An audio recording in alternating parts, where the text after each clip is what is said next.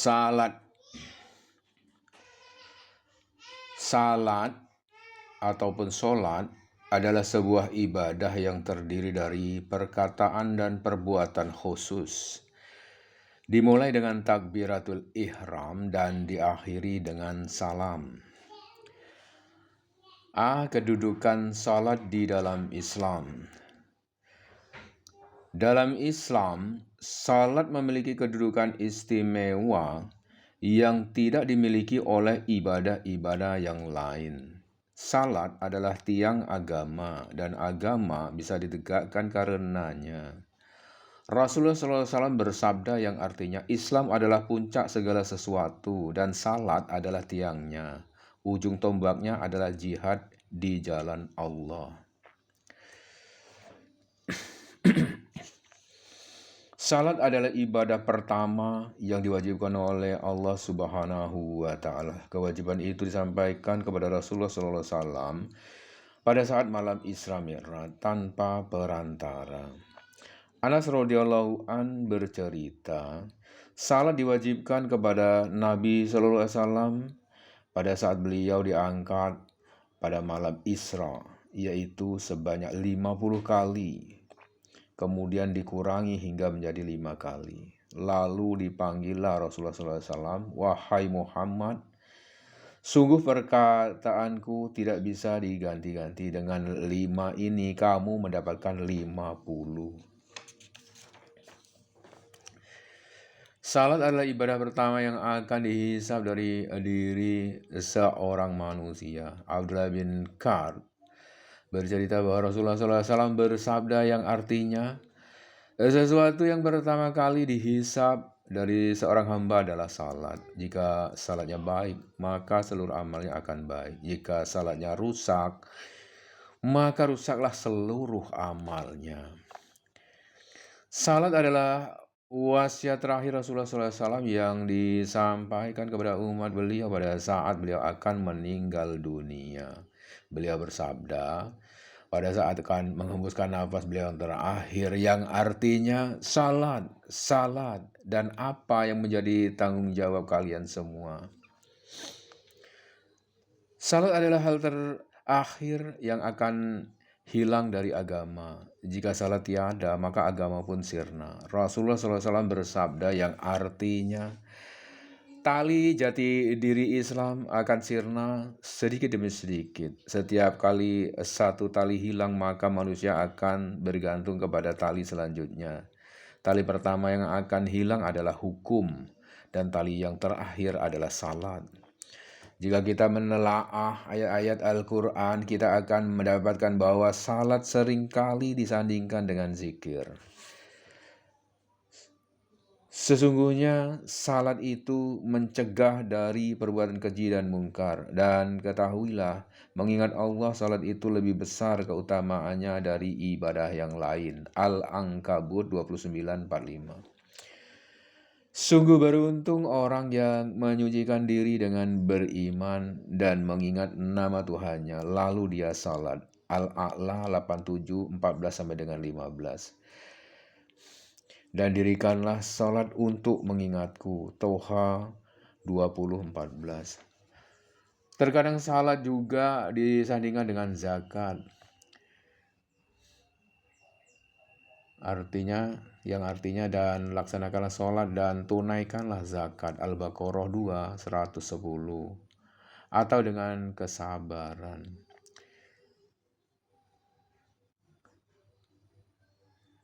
Dan mohonlah pertolongan kepada Allah dengan sabar dan salat. Al-Baqarah 2:45. Terkadang juga dengan ibadah haji. Maka laksanakanlah sholat karena Tuhanmu dan berkurbanlah sebagai ibadah mendekatkan diri kepada Allah. Al-Kautsar 108:2. Katakanlah Muhammad, sesungguhnya salatku, ibadahku, hidupku dan matiku hanyalah untuk Allah. Tuhan seluruh alam, tidak ada sekutu baginya. Dan demikianlah yang diperintahkan kepadaku, dan aku adalah orang yang pertama-tama berserah diri atau muslim. Al-An'am 6, 162 sampai 163. Terkadang juga pembahasan salat didahului dengan pembahasan amal baik dan diakhiri dengan amal baik pula, seperti yang disebutkan di dalam surah Al-Ma'arij dan di awal surat Al-Mu'minun, yang artinya sungguh beruntung orang-orang yang beriman, yaitu orang yang khusyuk di dalam sholatnya,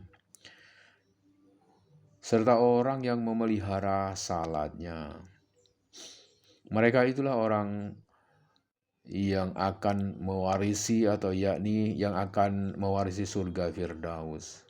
Mereka kekal di dalamnya. Al-Mu'minun 23, 1 sampai dengan 11. Salah satu bentuk kepedulian ajaran Islam terhadap salat adalah perintah untuk melaksanakannya di dalam perjalanan atau saat sedang berada di rumah, baik dalam keadaan aman maupun di dalam peperangan atau ketakutan. Allah berfirman yang artinya, peliharalah semua salat dan salat wusta atau asar, dan laksanakanlah salat karena Allah dengan khusyuk. Jika kamu takut ada bahaya, salatlah sambil berjalan kaki atau berkendaraan. Kemudian apabila telah aman, maka ingatlah Allah atau salatlah, sebagaimana Dia telah mengajarkan kepadamu apa yang tidak kamu ketahui. Al-Baqarah 2, 238 sampai dengan 239. Allah juga berfirman untuk menjelaskan tata cara sholat pada saat perjalanan, kondisi perang, atau di dalam keadaan yang aman. Dan yang artinya, dan apabila kamu bepergian di bumi, maka tidaklah berdosa kamu mengqashar sholat.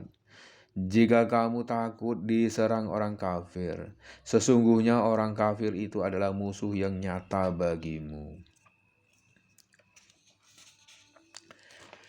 Dan apabila engkau Muhammad berada di tengah-tengah mereka, sahabatmu, lalu engkau hendak melaksanakan sholat bersama-sama mereka, maka hendaklah segolongan dari mereka berdiri sholat besertamu dan menyandang senjata mereka. Kemudian apabila mereka yang salat besertamu sujud telah menyempurnakan 1 rakaat, maka hendaklah mereka pindah dari belakangmu untuk menghadapi musuh, dan hendaklah datang golongan yang lain yang belum sholat, lalu mereka sholat denganmu, dan hendaklah mereka bersiap siaga dan menyandang senjata mereka.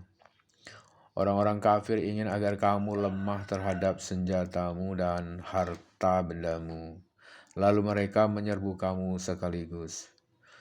Dan tidak mengapa kamu meletakkan senjata-senjatamu jika kamu mendapat suatu kesusahan karena hujan atau karena kamu sakit, dan bersiap siagalah kamu. Sungguh Allah telah menyediakan azab yang menghinakan bagi orang-orang kafir itu. Selanjutnya, apabila kamu telah menyelesaikan salatmu, ingatlah Allah ketika kamu berdiri, pada waktu duduk, dan ketika berbaring. Kemudian apabila kamu telah merasa aman, maka laksanakanlah salat itu sebagaimana biasa. Sungguh salat itu adalah kewajiban yang ditentukan waktunya atas orang-orang yang beriman. An-Nisa 4, 101 sampai dengan 103. Allah Subhanahu wa Ta'ala sangat membenci orang-orang yang menganggap remeh salat dan mengancam orang yang meninggalkannya. Allah Subhanahu wa Ta'ala berfirman yang artinya, kemudian datanglah setelah mereka pengganti yang mengabaikan salat dan mengikuti keinginannya, maka mereka kelak akan tersesat. Maryam 19:59. Maka celakalah orang yang salat, yaitu orang-orang yang lalai terhadap salatnya. Al-Ma'un 107, 4 sampai dengan 5. Hal itu karena salat adalah persoalan agung yang memerlukan adanya hidayah khusus, maka Ibrahim alaihissalam memohon kepada Tuhan agar menjadikan dirinya dan keluarganya untuk senantiasa melaksanakan salat, yang artinya, "Ya Tuhanku, jadikanlah aku dan anak cucuku orang yang tetap melaksanakan sholat. Ya Tuhan kami, perkenankanlah doaku." Ibrahim 14:40.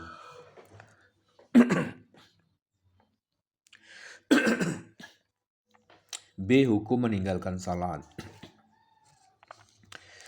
Meninggalkan salat karena mengingkari dan tidak mengakui kewajibannya adalah kafir dan dianggap murtad dari Islam. Inilah pendapat yang disepakati oleh kaum muslimin. Adapun orang yang meninggalkan salat karena malas atau karena sibuk dengan suatu yang tidak perlu menurut syariat tetapi masih mengimani salat sebagai sebuah kewajiban, maka terdapat banyak sekali hadis yang mengatakan bahwa orang tersebut telah kafir dan harus dibunuh. Adapun hadis yang menjelaskan kekufuran orang itu adalah sebagai berikut. 1. Jabir bercerita bahwa Rasulullah SAW bersabda yang artinya, yang membatasi antara seorang lelaki dan kekufuran adalah meninggalkan sholat. 2. Buraidah bercerita bahwa Rasulullah SAW bersabda yang artinya, perjanjian di antara kita dan mereka adalah salat. Barang siapa yang meninggalkannya maka ia kafir. 3. Abdullah bin Amru bin As bercerita bahwa suatu ketika Rasulullah SAW membicarakan masalah salat dan beliau bersabda yang artinya, barang siapa yang menjaga salat maka ia akan menjadi cahaya, petunjuk dan keselamatan baginya di hari kiamat. Dan barang siapa yang tidak menjaganya maka ia tidak akan menjadi cahaya, petunjuk dan keselamatan baginya. Di hari kiamat nanti ia akan dikelompokkan bersama Korun, Fir'aun, Haman dan Ubay bin Khalaf. Penjelasan bahwa orang yang meninggalkan salat akan dikelompokkan bersama petinggi-petinggi orang kafir menunjukkan bahwa ia kafir juga. Ibnu Qayyim berkata, ada banyak alasan mengapa orang meninggalkan sholat karena sibuk dengan hartanya, kerajaannya, kekuasaannya, atau karena bisnisnya. Orang yang meninggalkan sholat karena sibuk dengan hartanya akan dikelompokkan bersama Korun. Jadi orang yang meninggalkan salat karena sibuk dengan hartanya akan dikelompokkan bersama Korun. Orang yang meninggalkan salat karena sibuk dengan kerajaannya akan dikelompokkan bersama Fir'aun. Orang yang meninggalkan salat karena sibuk dengan kekuasaan dan instansinya akan dikelompokkan bersama Haman. Dan orang yang meninggalkan salat karena sibuk dengan bisnisnya akan dikelompokkan bersama Ubay bin Khalaf. 4. Abdullah bin Syakik al-Uqaili berkata, para sahabat Rasulullah SAW tidak pernah mengatakan sesuatu yang bisa membuat orang menjadi kafir jika meninggalkannya kecuali salat. 5. Ishaq mengatakan Rasulullah pernah bersabda bahwa orang yang meninggalkan salat adalah kafir. Para ulama sejak masa Nabi SAW juga berkata bahwa orang yang meninggalkan salat karena sengaja tanpa ada sebab hingga waktu salat tiada maka ia kafir. 6. Ibnu Hazam berkata, Abu Hurairah dan para sahabat lainnya bercerita bahwa orang yang meninggalkan satu salat secara sengaja hingga waktunya tiada, maka orang itu kafir dan murtad. Tidak ada satupun dari sahabat yang menentang pendapat ini. Pendapat ini dijelaskan oleh Munziri di dalam At-Targhib wa At-Tarhib. Ibnu Hazam melanjutkan, para sahabat dan orang-orang sesudahnya sepakat bahwa orang yang meninggal salat dengan sengaja hingga waktu salat tiada adalah kafir. Di antara mereka adalah Umar bin Khattab, Abdullah bin Mas'ud, Abdullah bin Abbas, Mu'az bin Jabal, Jabir bin Abdullah dan Abu Darda. Di luar para sahabat ada Ahmad bin Hanbal, Ishaq bin Rahuya, Abdullah bin Mubarak, Nukai, Hakam bin Utaibah, Abu Ayyub As-Saktiani, Abu Dawud At-Tayalisi, Abu Bakar bin Abu Saibah, Zuhair bin Harb, dan masih banyak lagi. Semoga Allah mengasihi mereka semua. Adapun hadis-hadis yang memerintahkan agar mereka orang-orang yang meninggalkan salat dibunuh adalah sebagai berikut. 1. Ibnu Abbas radhiyallahu an bercerita bahwa Rasulullah SAW bersabda yang artinya tali temali Islam dan dasar-dasar agama ada 3. Di atas dasar inilah agama dibangun. Barang siapa yang meninggalkan salah satu di antara 3 ini, maka ia telah kafir dan bisa dibunuh. 1. Kesaksian bahwa tiada Tuhan selain Allah. 2. Salat wajib. Dan 3. Puasa Ramadan. Di dalam riwayat yang lain, Rasulullah SAW bersabda yang artinya barang siapa yang meninggalkan salah satu dari 3 hal tersebut, demi Allah ia adalah kafir. Amal wajib dan sunnah dari dia tidak akan diterima, dan darah serta hartanya adalah halal.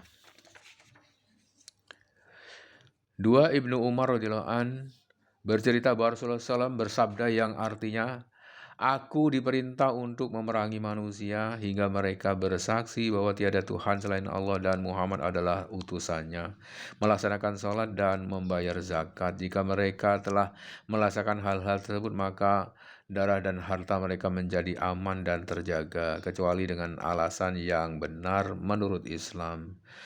Dan perhitungan mereka dikembalikan kepada Allah Subhanahu wa Ta'ala.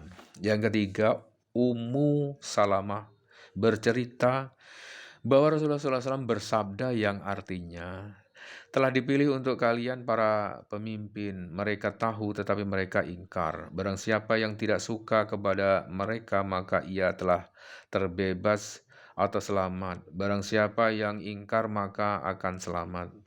Tetapi orang yang rela dan ikut, para sahabat berkata, Wahai Rasulullah, mengapa kita tidak memerangi mereka saja? Rasulullah berkata, jangan selama mereka masih salat. Rasulullah SAW menjadikan salat sebagai hal yang bisa menghalangi penyerangan terhadap para pemimpin yang jahat.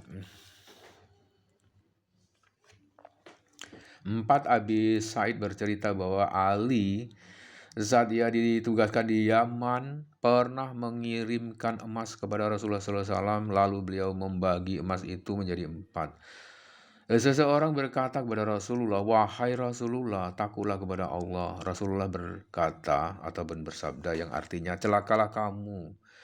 Bukankah aku adalah orang yang paling bertakwa di muka bumi ini? Lalu lelaki itu pergi.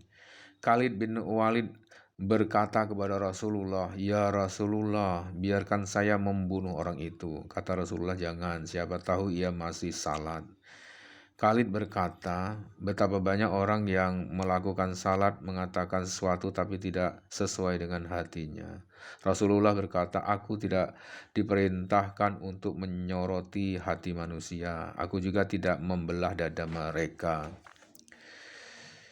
Di dalam hadis ini, Rasulullah SAW juga menjadikan salat sebagai penghalang dari pembunuhan terhadap seseorang. Pengertian lainnya, orang yang tidak melaksanakan salat harus dibunuh. 1. Pendapat beberapa ulama tentang orang yang meninggalkan salat. Hadis-hadis yang disebutkan di atas secara harfiah menyatakan kekufuran orang-orang yang meninggalkan salat dan kehalalan darah mereka. Namun demikian, ada banyak ulama baik khalaf maupun salaf, termasuk Abu Hanifah, Malik, dan Syafi'i berpendapat bahwa orang tersebut tidak kafir tetapi fasik dan disarankan untuk bertobat. Jika ia tidak bertobat, maka ia bisa dibunuh sebagai ganjaran atau had. Abu Hanifah mengatakan orang yang meninggalkan sholat tidak dibunuh, tetapi diungsikan dan ditahan hingga ia melaksanakan sholat. Mereka menafsirkan hadis-hadis yang menjelaskan kekufuran orang yang meninggalkan sholat sebagai orang yang menentang atau orang yang harus dijauhi. Mereka mendasarkan pendapat mereka kepada nas-nas umum seperti firman Allah Subhanahu wa taala. Yang artinya Allah tidak akan mengampuni dosa syirik ataupun mempersekutukan Allah dengan sesuatu, dan Dia mengampuni dosa selain itu bagi siapa yang Dia kehendaki. An-Nisa 4:116. Juga hadis yang diriwayatkan oleh Abu Hurairah radhiyallahu an, yaitu bahwa Rasulullah SAW bersabda yang artinya, setiap nabi memiliki doa yang dikabulkan. Semua nabi telah melakukan doanya, sedangkan aku masih menyimpan doaku sebagai syafaat bagi umatku di hari kiamat nanti. Hal itu bisa diperoleh insya Allah oleh orang yang mati dan tidak menyekutukan Allah dengan apapun. Dalam riwayat Bukhari, Abu Hurairah bercerita bahwa Rasulullah SAW bersabda yang artinya, orang yang paling bahagia karena syafaatku adalah orang yang berkata tiada Tuhan selain Allah dengan keikhlasan yang timbul dari hatinya. Yang kedua, perbedaan pendapat ulama tentang orang yang meninggalkan sholat. Di dalam Tabagat Asy-Syafi'iyah, Subki menjelaskan bahwa Syafi'i dan Ahmad radhiyallahu anhuma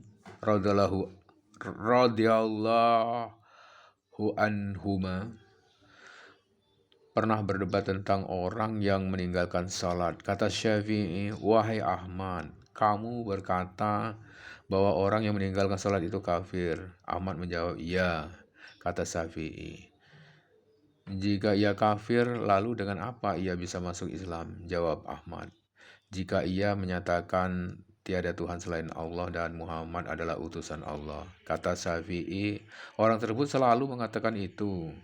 Ahmad berkata, maka ia masuk Islam jika melakukan salat. Syafi'i berkata, bukankah salat orang kafir tidak sah dan ia tidak bisa dikatakan sebagai muslim dengan hal itu? Imam Ahmad terdiam. Semoga Allah mengasihi mereka berdua. Yang ketiga, verifikasi Syaukani tentang orang yang meninggalkan salat. Syaukani mengatakan yang benar, orang yang meninggalkan salat adalah kafir dan halal dibunuh. Dalil tentang kekufurannya ini adalah hadis-hadis sahih yang telah menjelaskan bahwa Allah menyebut orang yang meninggalkan salat dengan kafir. Pembatas antara orang yang kafir dan tidak adalah salat. Jadi, meninggalkan salat sudah menyebabkan orang itu bisa disebut kafir. Kita tidak usah memedulikan pendapat orang-orang yang tidak setuju dengan hal ini, sebab kita bisa berkata tidak tertutup kemungkinan salah seorang yang disebut kafir bisa juga mendapatkan ampunan dan memperoleh syafaat, seperti kekufuran orang-orang Abdul Qiblah karena dosa-dosanya, dan Allah menyebut mereka sebagai orang kafir. Kita tidak perlu terjebak dengan penafsiran-penafsiran sempit yang dilakukan oleh banyak orang.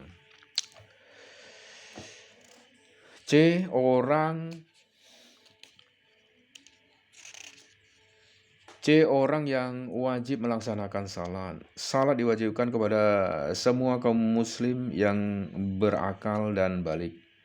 Aisyah bercerita bahwa Rasulullah SAW bersabda yang artinya, penulisan amal tidak dilakukan atas 3 hal. 1, orang yang tidur hingga ia terbangun. 2, anak kecil hingga ia balik. Dan 3, orang gila hingga ia waras. D. Hukum salat anak-anak. Orang tua seharusnya memerintahkan anak-anaknya untuk melaksanakan salat jika mereka sudah mencapai usia 7 tahun. Dan orang tua dianjurkan untuk memukul anak-anaknya jika meninggalkan salat di dalam usia 10 tahun.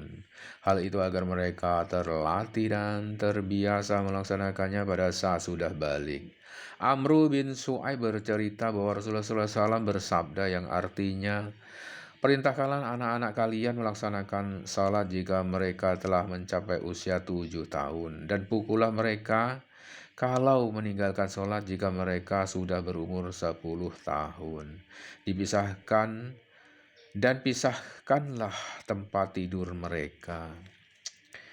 Jumlah salat fardu. Salat fardu yang diwajibkan oleh Allah Subhanahu wa taala dalam sehari semalam ada 5. Seorang dari Bani Kinayah bernama Mahdaji mendengar Abu Muhammad, seorang laki dari Syam, berkata, "Salat wirid itu wajib." Ia lalu pergi kepada Ubadah bin Samit dan menceritakan hal itu. Ubadah berkata, "Ia bohong. Aku mendengar Rasulullah SAW bersabda yang artinya ada 5 salat yang diwajibkan Allah kepada hamba-hambanya.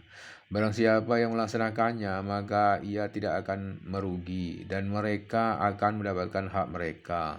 Sebab Allah berjanji akan memasukkan mereka ke surga. Barang siapa yang tidak melaksanakannya, maka ia tidak memiliki perjanjian dengan Allah. Jika Allah berkenan, dia akan menyiksanya, dan jika Allah berkenan, maka dia akan memasukkannya ke surga.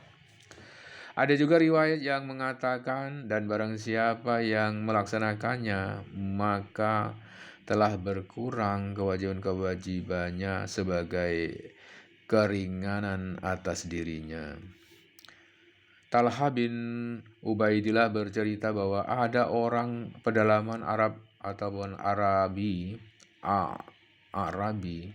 dengan rambut yang kotor datang kepada Rasulullah SAW. Ia berkata kepada Rasulullah, "Wahai Rasulullah, katakan kepadaku salat apa saja yang telah diperintahkan oleh Allah kepadaku." Rasulullah menjawab yang artinya salat 5 waktu, kecuali jika kamu ingin melaksanakan salat sunnah. Lelaki itu kembali berkata, Katakan kepadaku puasa apa yang diwajibkan Allah kepadaku." Rasulullah berkata, "Puasa bulan Ramadan, kecuali jika kamu melakukan puasa sunnah." Lelaki berkata, "Katakanlah kepadaku zakat apa yang diwajibkan Allah kepadaku." Lalu Rasulullah menjelaskan kepadanya semua ajaran Islam.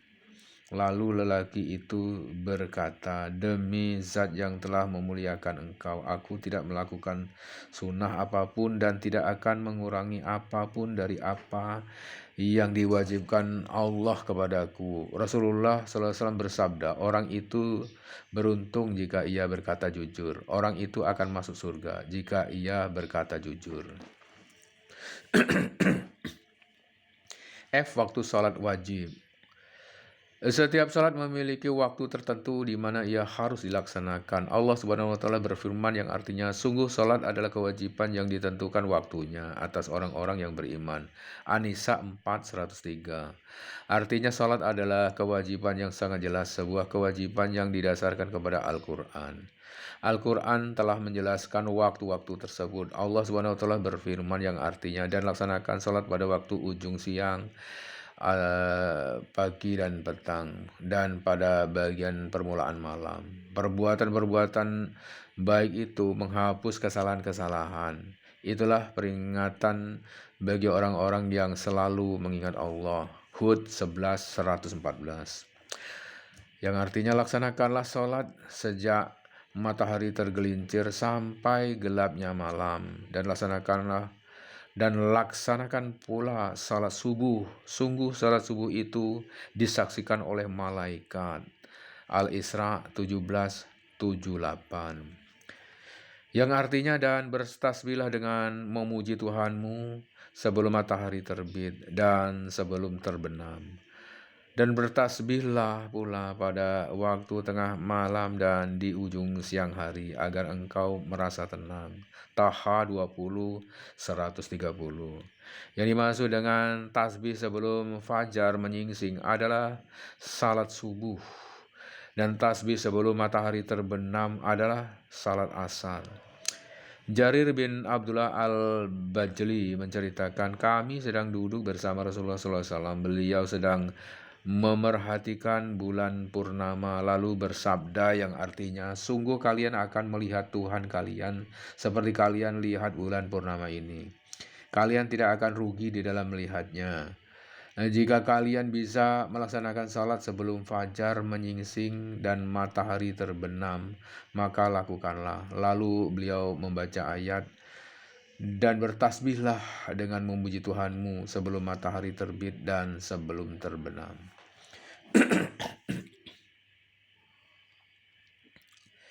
Itulah ayat-ayat Al-Quran yang menjelaskan waktu-waktu salat. Adapun dari hadis Rasulullah SAW, maka kami bahas sebagai berikut. 1. Abdullah bin Amru bercerita bahwa Rasulullah SAW bersabda yang artinya, waktu zuhur adalah saat matahari tergelincir dan bayang-bayang seorang seperti dirinya sendiri, selagi waktu asar belum tiba. Sedangkan waktu asar berakhir adalah saat matahari telah memerah. Waktu salat maghrib masih ada selama awan merah belum sirna. Waktu isya memanjang hingga pertengahan malam, dan waktu salat subuh dimulai dari terbitnya fajar hingga matahari terbit. Jika matahari telah terbit, maka janganlah melaksanakan salat, sebab matahari itu terbit di antara dua tanduk setan.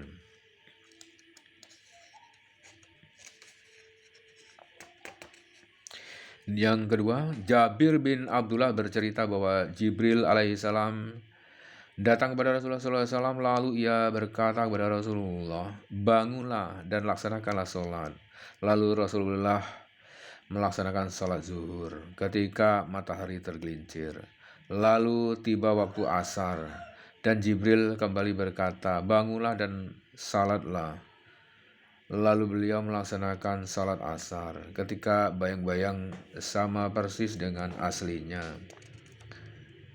Lalu tiba waktu maghrib, Jibril berkata, bangunlah dan salatlah. Rasulullah pun melaksanakan salat maghrib ketika matahari telah terbenam.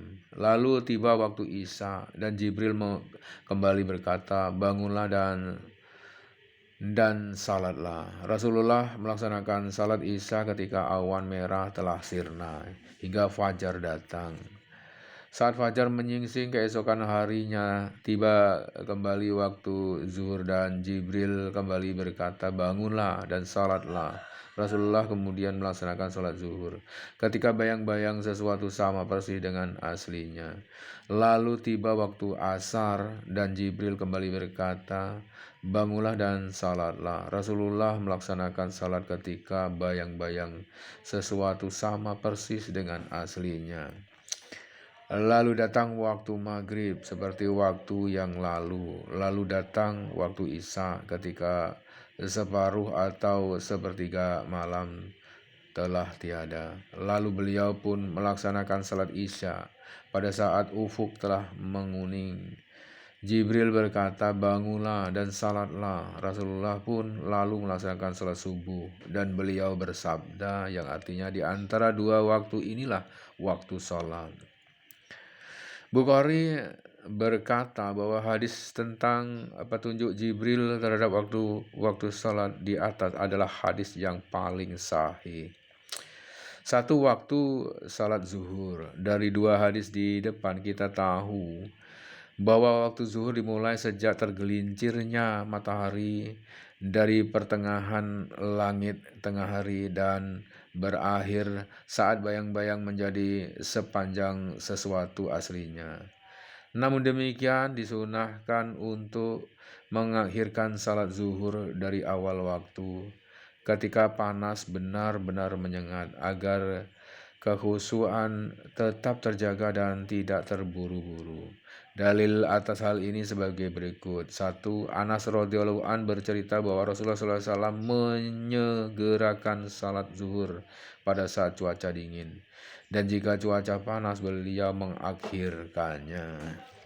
Yang kedua, Abu Dzar radhiyallahu an bercerita, kami sedang bepergian bersama Rasulullah SAW, lalu seorang ingin mengumandangkan azan zuhur. Rasulullah SAW bersabda yang artinya, tundalah. Lalu orang itu mau mengumandangkan azan lagi, kata Rasulullah, tundalah.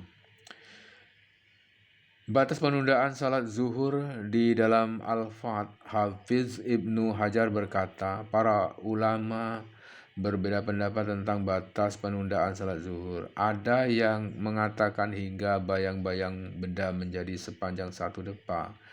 Ada yang mengatakan bayang-bayang benda menjadi seperempat bentuk aslinya. Ada yang mengatakan sepertiga, separuh, dan beberapa pendapat lainnya. Pendapat yang sesuai dengan kaidah usul fikih semuanya berbeda berdasarkan situasi masing-masing selama tidak sampai pada akhir dari waktu salat zuhur. Beliau mengatakan demikian 2 atau 3 kali hingga kami bisa melihat bayang-bayang gundukan tanah. Lalu beliau bersabda yang artinya, jika cuaca menjadi sangat panas, dinginkanlah dengan salat. Sesungguhnya cuaca yang sangat panas adalah gambaran neraka jahanam.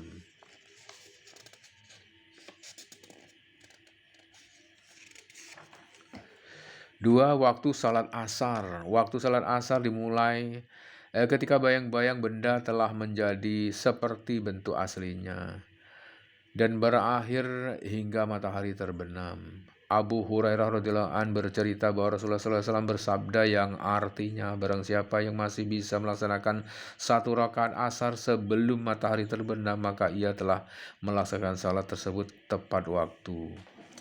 Di dalam riwayat Baihaqi, Rasulullah SAW bersabda, barang siapa yang menunaikan salat asar 1 rakaat sebelum matahari terbenam, lalu ia melaksanakan sisa rakaat salat itu ketika matahari terbenam, maka ia telah melaksanakan salat tepat waktu.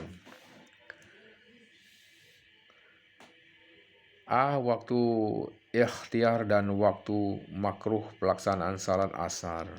Waktu ikhtiar dan waktu utama untuk melaksanakan salat asar hilang ketika matahari sudah berwarna kekuning-kuningan. Hal ini bisa dilihat pada kedua hadis riwayat Jabir dan Ibnu Umar di atas. Adapun mengakhirkan salat hingga matahari menjadi kekuning-kuningan, meski hal itu diperbolehkan, hal itu tetap makruh jika dilakukan tanpa alasan. Anas radhiyallahu an bercerita bahwa Rasulullah SAW bersabda yang artinya itu adalah salatnya orang munafik, duduk dan hanya memerhatikan matahari. Ketika matahari sudah berada di antara 2 tanduk setan, ia bangkit dan melaksanakan salat 4 rakaat. Ia tidak berzikir kepada Allah kecuali sedikit. Di dalam Syarh Al-Muslim, Nawawi mengatakan, sahabat-sahabat kami berkata bahwa salat asar memiliki 5 waktu. 1 waktu utama, 2 waktu ikhtiar, 3 waktu jawaz ataupun boleh dan tidak makruh, 4 boleh tapi makruh, dan 5 waktu uzur. Waktu utama adalah pada awal waktu. Waktu ikhtiar terbentang ketika bayang-bayang menjadi sepanjang bentuk aslinya. Waktu jawaz pada saat matahari belum berwarna kekuning-kuningan. Waktu jawaz tapi makruh dimulai ketika sinar matahari berwarna kekuning-kuningan hilang hingga matahari terbenam. Dan waktu uzur adalah waktu salat zuhur bagi mereka yang menjamak salat zuhur dan asar, baik karena berpergian atau karena hujan. Di dalam 5 waktu di atas, salat asar masih dilakukan secara ada atau tepat waktu. Jika waktu asar telah habis ketika matahari terbenam, maka salat asar dilakukan dengan cara qadha.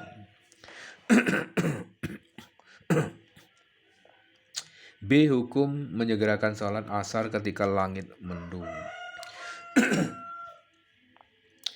Buraidah Aslami radhiyallahu an berkata, kami sedang bersama Rasulullah SAW dalam sebuah peperangan.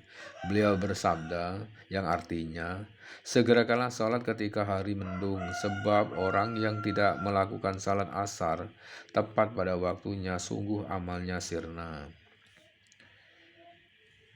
Ibnu Qayyim berkata, ada dua macam cara tidak melakukan salat.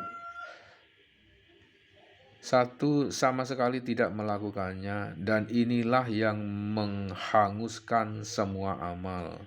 Dan dua, meninggalkan salat pada waktu tertentu. Ini hanya merusak amal baik pada hari itu. Merusak amal baik pada hari itu. Kedudukan salat wusta. Allah Subhanahu wa Ta'ala berfirman, yang artinya, peliharalah semua salat dan salat wusta, dan laksanakanlah salat karena Allah dengan khusyuk. Al-Baqarah 2238. Berikut ini merupakan beberapa hadis yang secara terang-terangan menyatakan bahwa salat wusta adalah salat asar. 1. Ali bin Abu Thalib radhiyallahu an bercerita bahwa Rasulullah SAW bersabda ketika perang Azab, yang artinya, semoga Allah memenuhi kuburan dan rumah mereka dengan api, sebab mereka telah melalaikan kami dari salat wusta asar hingga matahari terbenam. Dalam riwayat Muslim, Ahmad dan Abu Dawud, Rasulullah SAW bersabda, yang artinya, mereka telah melalaikan kami dari salat wusta, yakni salat asar. 2. Ibnu Mas'ud radhiyallahu an berkata, orang-orang musyrik menahan Rasulullah SAW untuk melaksanakan salat asar hingga akhirnya matahari berwarna kuning dan kemerahan.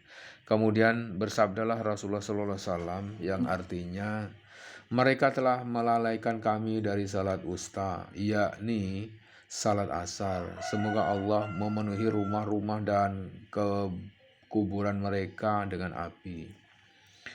3. Waktu salat maghrib. Waktu salat maghrib dimulai sejak matahari terbenam dan malam datang hingga mega merah menghilang.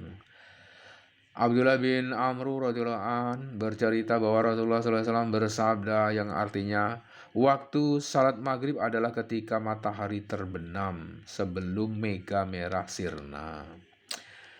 Abu Musa juga bercerita bahwa ada seseorang yang bertanya kepada Rasulullah SAW mengenai waktu salat, lalu ia menyitir hadis di atas. Pada saat itu waktu maghrib tiba dan beliau menyuruh orang itu salat.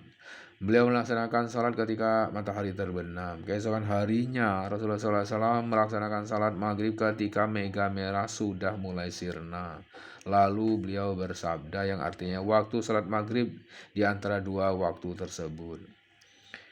Nawawi menyatakan di dalam Syarh Al-Muslim, para peneliti di dalam mazhab kami berpendapat bahwa tidak masalah mengakhirkan salat maghrib selama mega merah masih ada.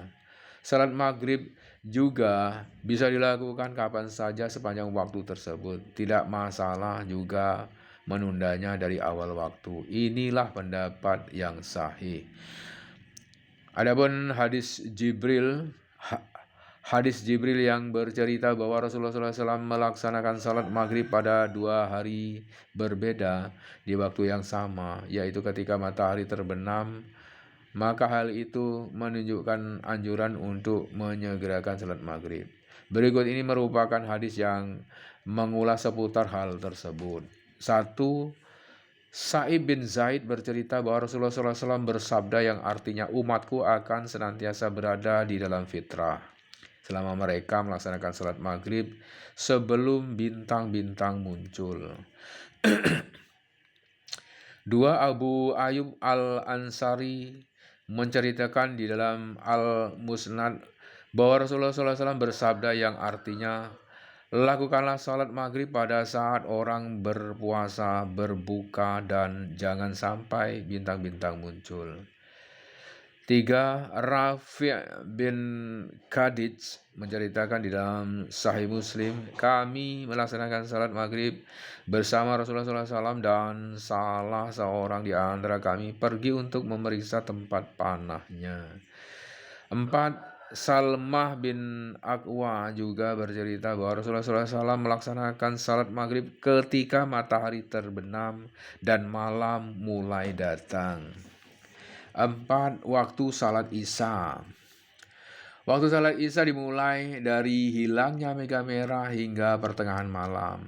Aisyah radhiyallahu an berkata bahwa para sahabat melaksanakan salat Isya mulai dari hilangnya mega merah hingga sepertiga pertama dari malam. Abu Hurairah radhiyallahu an bercerita bahwa Rasulullah SAW bersabda yang artinya, andai aku tidak merepotkan umatku, niscaya aku perintahkan kepada mereka untuk mengakhirkan salat Isya hingga waktu sepertiga malam atau pertengahan malam. Abu Sa'id bercerita, suatu malam kami menunggu Rasulullah SAW untuk melaksanakan salat Isya hingga larut. Lalu beliau datang dan melaksanakan salat bersama kami. Beliau bersabda yang artinya, ambillah tempat duduk kalian sebab orang-orang sudah mengambil tempat tidur mereka. Kalian sudah melaksanakan salat sejak kalian menunggu. Andai bukan karena orang yang lemah atau sakit atau orang yang memiliki keperluan lain, niscaya aku akhirkan salat ini atau Isya hingga pertengahan malam. Ini adalah waktu ikhtiar. Adapun waktu biasa jawaz masih membentang hingga fajar menyingsing.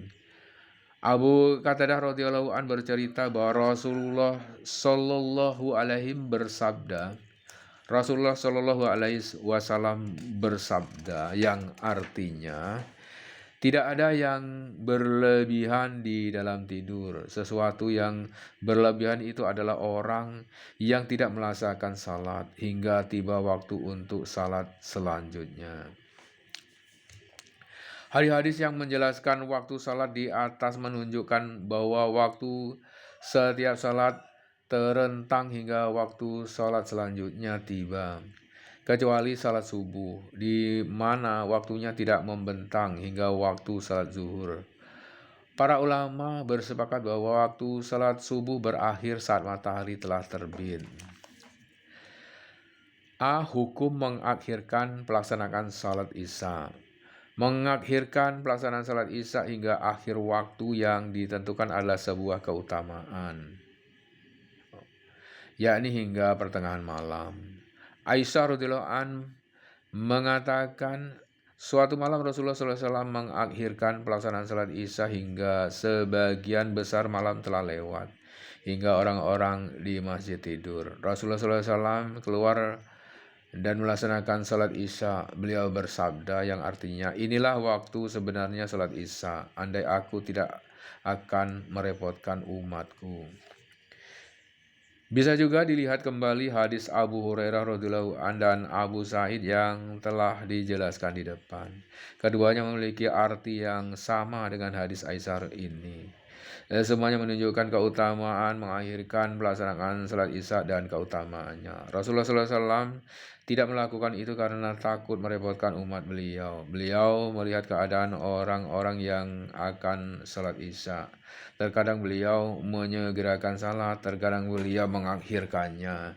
Jabir bercerita bahwa Rasulullah SAW pernah melaksanakan salat zuhur dan asar ketika terik matahari begitu panas, setelah matahari tergelincir. Dan pada saat sinar matahari nampak begitu cerah, beliau melaksanakan salat maghrib ketika matahari terbenam. Dan salat Isya terkadang mengakhirkannya dan terkadang menyegerakannya. Jika beliau melihat para sahabat berkumpul, beliau menyegerakan salat. Tetapi jika mereka masih bermalas-malasan, beliau mengakhirkannya. Dan beliau atau mereka melaksanakan salat subuh di ujung malam. B. Hukum tidur sebelum salat Isya dan berbicara sesudahnya. Tidak dianjurkan untuk tidur sebelum melaksanakan salat Isya atau berbicara sesudahnya. Abu Barzah al-Aslami bercerita bahwa Rasulullah SAW suka mengakhirkan salat Isya yang mereka sebut dengan atmah, dan beliau tidak suka tidur sebelum melaksanakannya atau masih berbicara ngobrol sesudahnya. Ibnu Mas'ud menceritakan Rasulullah SAW melarang kami begadang setelah melaksanakan salat Isya. Adapun alasan dari larangan terhadap dua hal tersebut adalah bahwa tidur bisa menyebabkan seseorang melewati waktu mustahab yang disunahkan untuk melaksanakan salat atau salat berjamaah. Sedangkan begadang setelah salat Isya bisa juga menyebabkan kelalaian dan menghilangkan banyak faedah. Jika seseorang ingin tidur dan ada orang yang bisa membangunkannya atau ingin membicarakan hal-hal yang baik, maka hal itu tidak apa-apa, tidak makruh. Ibnu Umar radhiyallahu an bercerita Rasulullah SAW pernah begadang di rumah Abu Bakar pada suatu malam membicarakan persoalan kaum muslimin, dan aku ikut bersama mereka. Ibnu Abbas radhiyallahu an juga bercerita, aku pernah menginap di rumah Maimunah pada suatu malam untuk melihat bagaimana cara Rasulullah SAW melaksanakan salat malam. Aku lihat beliau berbicara dengan keluarganya sekitar 1 jam, lalu beliau tidur. 5. Waktu salat subuh. Waktu salat subuh dimulai dari terbitnya fajar shadiq hingga terbitnya matahari, seperti dijelaskan oleh hadis di depan. Dianjurkan untuk menyegerakan salat subuh, melaksanakannya di awal waktu. Abu Mas'ud al-Ansari bercerita bahwa Rasulullah SAW pernah melaksanakan salat subuh di penghujung malam. Dan beliau juga pernah melaksanakannya ketika hari sudah agak pagi atau asfar. Lalu beliau senantiasa melaksanakan salat subuh pada penghujung malam hingga beliau wafat. Beliau tidak lagi melaksanakannya saat hari sudah hampir pagi. Aisyah radhiyallahu an berkata, perempuan-perempuan mukmin melaksanakan salat subuh berjamaah bersama Rasulullah SAW dan mereka melepas perhiasan mereka, pulang ke rumah setelah salat tanpa ada seorang pun yang mengenali mereka karena gelap. Adapun hadis Rafi bin Khadij yang bercerita bahwa Rasulullah SAW bersabda yang artinya, laksanakanlah salat subuh pagi-pagi benar, karena hal itu akan lebih melipat gandakan pahalanya. Atau di dalam riwayat lain yang artinya, siangkanlah salat subuh kalian karena pahalanya lebih besar. Yang dimaksud dengan pagi atau siang di dalam hadis di atas adalah waktu ketika mereka pulang setelah melaksanakan salat subuh, bukan waktu ketika mereka melaksanakannya. Artinya, panjangkanlah bacaan-bacaan di dalam salat subuh hingga kalian selesai melaksanakannya saat hari sudah mulai pagi. Hal itu seperti yang dicontohkan oleh Rasulullah SAW, yaitu dengan membaca sekitar 60 hingga 100 ayat. Atau yang dimaksud oleh hadis di atas adalah meyakinkan diri akan terbitnya fajar. Jangan sampai seseorang melaksanakan salat di dalam keadaan ragu. G. Hukum orang yang mendapatkan 1 rakaat. Barang siapa yang melaksanakan salat 1 rakaat pada waktunya, maka ia telah melaksanakan seluruh salatnya di dalam waktu yang tepat. Abu Hurairah radhiyallahu an bercerita bahwa Rasulullah SAW bersabda yang artinya, barang siapa yang mengerjakan 1 rakaat salat pada waktunya, maka ia telah melaksanakan seluruh salatnya pada waktunya. Hadis di atas mencakup semua bentuk salat.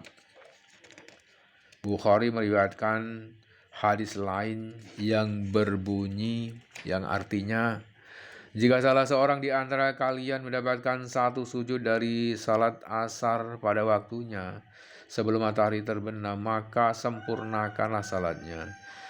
Jika salah seorang di antara kalian mendapatkan satu sujud dari salat subuh pada waktunya sebelum matahari terbit, maka sempurnakanlah salatnya. Maksud dari satu sujud di dalam hadis tersebut adalah satu rakaat. Hadis ini menjelaskan bahwa orang yang melaksanakan satu rakaat asar ataupun subuh sedangkan matahari belum terbenam atau terbit, maka tidak masalah baginya untuk meneruskan salatnya. Juga tidak disebut makruh, meskipun salat pada kedua masa itu sebenarnya adalah makruh. Salat yang dia kerjakan menjadi salat ada atau tepat waktu. Meskipun demikian, seseorang tidak boleh dengan sengaja mengakhirkan salatnya hingga kedua waktu tersebut. Hukum orang yang meninggalkan salat karena tidur atau lupa. Barang siapa yang tertidur atau lupa untuk melaksanakan salat, maka ia harus melaksanakannya ketika ia ingat.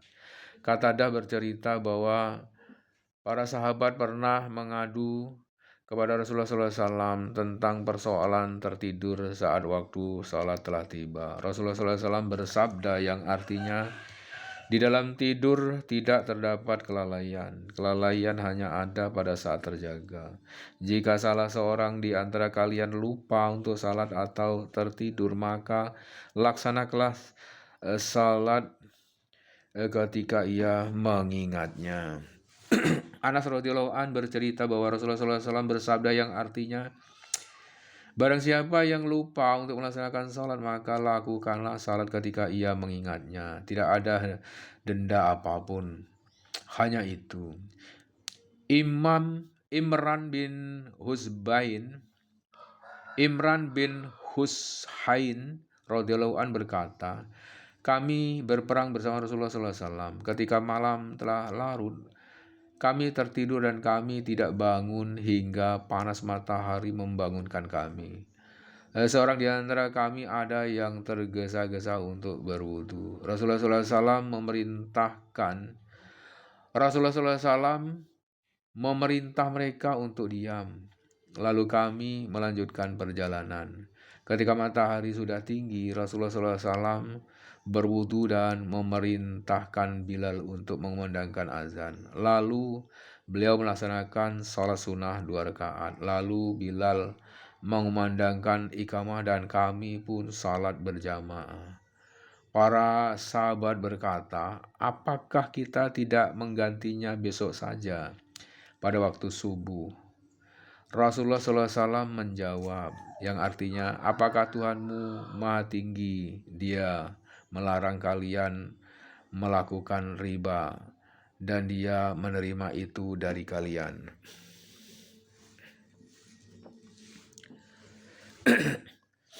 Waktu-waktu yang dilarang untuk salat.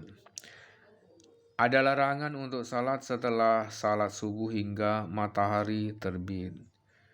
Begitu juga saat matahari terbit hingga naik sepenggalahan. Matahari berada di garis istiwa atau tengah hari hingga ia agak condong ke barat, dan setelah salat asar hingga matahari terbenam. Abu Sa'id meriwayatkan bahwa Rasulullah SAW bersabda yang artinya, tidak ada salat setelah salat asar hingga matahari terbenam, dan tidak ada salat setelah salat subuh hingga matahari terbit.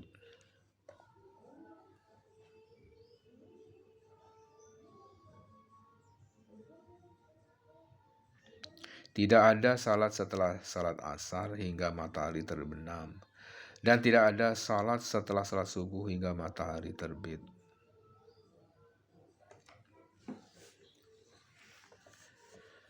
Amru bin Abasah mengatakan, aku berkata kepada Rasulullah SAW, wahai Nabi Allah, katakanlah kepadaku tentang salat. Beliau bersabda yang artinya, laksanakanlah salat subuh, lalu tahanlah. Janganlah kamu salat hingga matahari terbit dan meninggi. Sebab matahari terbit di antara 2 tanduk setan. Dan pada saat itu orang-orang kafir bersujud. Setelah itu salatlah, sebab Salat adalah sesuatu yang disaksikan dan dipersembahkan hingga bayangan sesuatu menyatu dengan tombak tidak lagi tampak. Lalu tahanlah, jangan kamu salat, karena pada saat itu neraka jahanam dinyalakan. Jika bayang-bayang telah kembali bisa dilihat, maka salatlah, sebab salat adalah sesuatu yang disaksikan dan dipersembahkan. Hingga kamu melaksanakan salat asar. Lalu tahanlah, jangan kamu melaksanakan salat hingga matahari terbenam, sebab ia terbenam di antara dua tanduk setan. Dan pada saat itu orang-orang kafir bersujud. Uqabah bin Amir berkata, Rasulullah SAW melarang kita untuk melaksanakan sholat dan menguburkan orang mati di 3 kesempatan. 1. Saat matahari terbit hingga naik. 2. Ketika orang yang terbangun di tengah hari. Dan 3. Saat matahari akan terbenam hingga ia terbenam. J. Pendapat fuqaha tentang melaksanakan sholat setelah subuh dan asar. Sebagian besar ulama berpendapat bahwa mengqadha sholat yang tertinggal pada waktu setelah subuh atau asar itu diperbolehkan. Rasulullah SAW bersabda, barang siapa yang lupa melaksanakan sholat, maka hendaklah ia melaksanakannya ketika ingat. Sebagian sahabat melarang mengqadha salat sunnah di waktu tersebut. Mereka adalah Ali bin Abu Thalib, Ibnu Mas'ud, Zaid bin Sabit, Abu Hurairah, dan Ibnu Umar. Tetapi Umar pernah melakukan salat 2 rakaat setelah salat asar di hadapan para sahabat tanpa sembunyi-sembunyi. Khalid bin Walid juga melakukan hal yang sama. Kalangan tabi'in yang melarang hal itu antara lain Hasan bin Sa'id bin Musayyab. Dari kalangan ulama mazhab terdapat Abu Hanifah dan Malik. Syafi'i memperbolehkan pelaksanaan salat yang memiliki sebab, seperti salat sunnah tahiyatul masjid dan salat sunnah setelah berwudu. Ia berlandaskan kepada salat sunnah setelah zuhur yang dilakukan oleh Rasulullah setelah salat asar.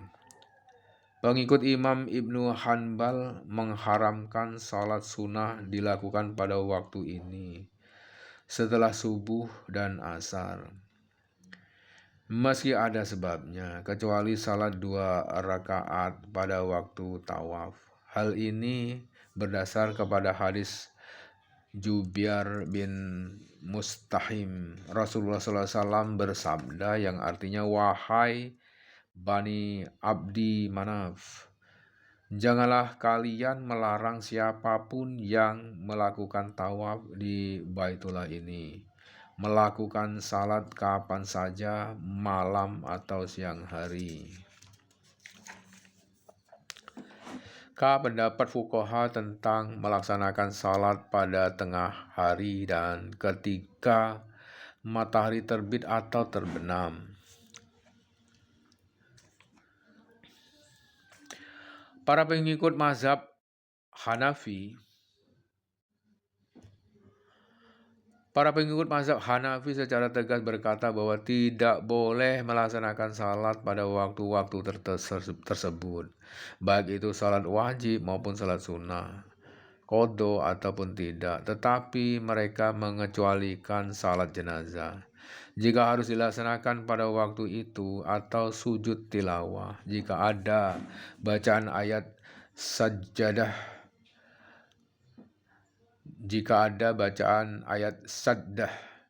yang harus dibaca pada waktu itu. Abu Yusuf juga melakukan pengecualian terhadap salat sunnah Jumat pada waktu istiwa.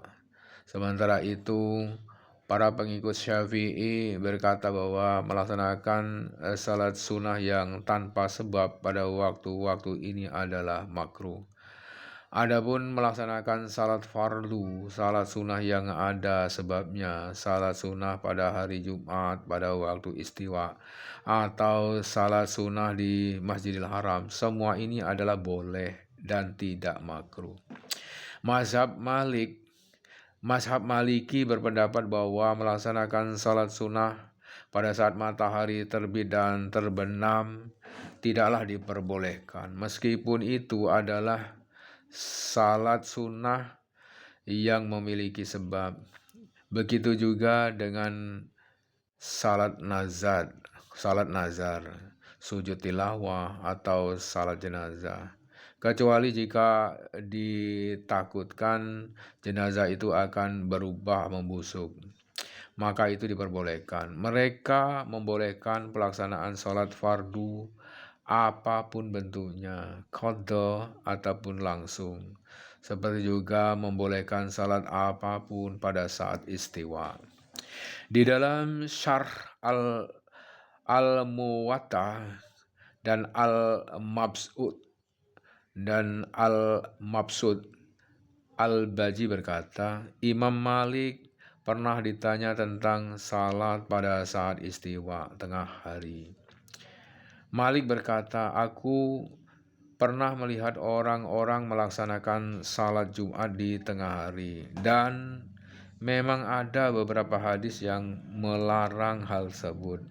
Aku tidak melarang karena aku pernah melihat orang-orang melakukannya, tapi tidak juga menyukainya karena ada hadis yang melarang hal tersebut. Adapun pengikut Imam Ibnu Hanbal berpendapat bahwa tidak diperbolehkan melaksanakan sholat sunnah secara mutlak di dalam waktu-waktu ini, baik itu ada sebabnya maupun tidak, baik itu dilaksanakan di Mekah atau tempat lainnya, baik itu hari Jumat atau bukan, kecuali salat tahiyatul masjid pada hari Jumat. Mereka memperbolehkan pelaksanaannya pada waktu istiwa pada hari Jumat atau di tengah-tengah khotbah. Menurut mereka, salat jenazah tidak boleh dilakukan kecuali jika ditakutkan akan ada perubahan terhadap jenazah tersebut. Mereka juga memperbolehkan salat-salat yang diqadha, salat nazar, dan 2 rakaat tawaf, meskipun itu adalah salat sunnah.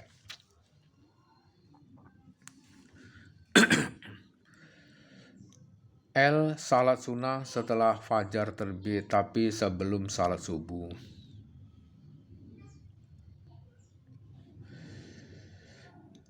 Yasar hamba sahaya Ibnu Umar berkata, Ibnu Umar pernah melihat aku sedang salat setelah fajar menyingsing. Ia berkata, Rasulullah SAW pernah menemui kami dan kami sedang melaksanakan salat seperti yang kamu lakukan.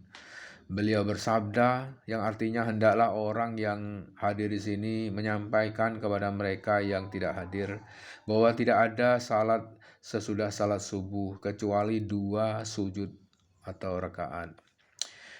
Meskipun hadis di atas dhaif, tapi ia memiliki riwayat-riwayat lain yang saling menguatkan dan bisa dijadikan dalil bahwa salat setelah fajar itu makruh dilakukan lebih dari 2 rakaat. Pendapat ini didukung oleh Syaukani. Sedangkan Hasan, Syafi'i, dan Ibnu Hazm berpendapat bahwa boleh melaksanakan sholat sunnah secara mutlak.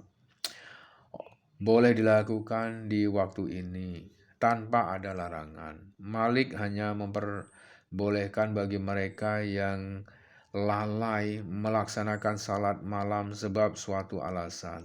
Malik bercerita bahwa Abdullah bin Abbas, Qasim bin Muhammad, dan Abdullah bin Amir bin Rabi'ah melaksanakan salat witir setelah fajar menyingsing. Abdullah bin Mas'ud berkata, aku tidak peduli apakah fajar telah menyingsing saat aku melaksanakan salat witir. Yahya bin Said berkata, suatu ketika Ubadah bin Samit menjadi imam dan akan melaksanakan salat subuh bersama orang-orang. Ketika muazin hendak mengumandangkan azan, Ubadah mencegahnya. Ia melaksanakan salat witir terlebih dahulu, baru kemudian melaksanakan salat subuh bersama mereka. Said bin Jabir bercerita bahwa suatu ketika Ibnu Abbas tertidur, lalu terbangun dan berkata kepada pembantunya, "Lihatlah apa yang dilakukan orang-orang." Pada saat itu, Ibnu Abbas sudah tidak bisa melihat. Sang pembantu pergi melihat apa yang dilakukan orang-orang. Ketika kembali, ia berkata, "Orang-orang sudah pulang dari salat subuh." Ibnu Abbas bangkit, kemudian melaksanakan salat witir dan salat subuh.